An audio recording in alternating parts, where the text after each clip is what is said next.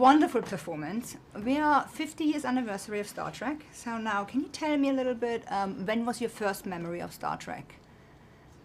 How old were you, and what was your first memory? Well, for me, I remember watching it in New Zealand with my father. I would have been, about 8 years old, and I loved it. I really loved the characters and the sort of the science fiction, and I also found it to be quite scary at certain episodes.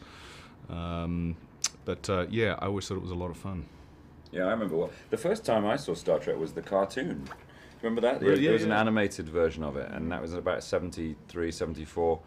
And then I realized there was also a live action version. And I was like Karl, I found it really scary. I used to hide behind the sofa. Particularly, there was an episode called The Corbomite Maneuver, and it had this creature in it called Baylock, who had this very pronounced alien face that I just found utterly terrifying, these staring eyes. And I used to love it, but I was scared of it. Interesting.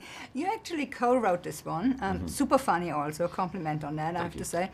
How did you get to it, like co-writing it? How did that come about? It was an ongoing process the whole time, from the inception through to the, lots and lots of discussions, lots and lots of writing ideas down on whiteboards, and then condensing that into a script, eventually getting to hand it to the cast and asking them to bring their own touches to it and to help us develop their characters, all of whom the cast were fabulous at that. So it was a process that didn't stop until about 5 weeks ago, to be honest. What was your hardest scene to shoot, and what was the most memorable scene when you look back at it now? Like, would you say, wow, that's going to stick with me? I think for me the most difficult scene to shoot was the scene where Bones and Spock crash land on the planet, and I discover that he's mortally injured, and I have to figure out a way to keep him alive.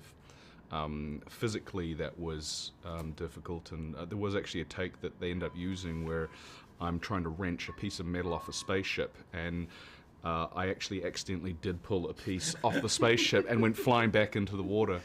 But it was also a lot of fun.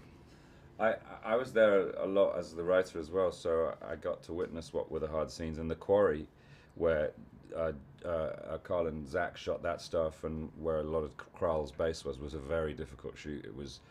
It had been sunny all summer, and then suddenly it started raining, so it was difficult. My favorite, it was such an amazing experience, the whole thing, to be with my friends in a new city making a movie that we were all kind of implicit on creating. I couldn't pick a moment. Now everybody remembers Scotty Beam Me Up, obviously. I remember that from when I was a kid, So now, if you would get beamed somewhere now, where would you want to be beamed to, and why?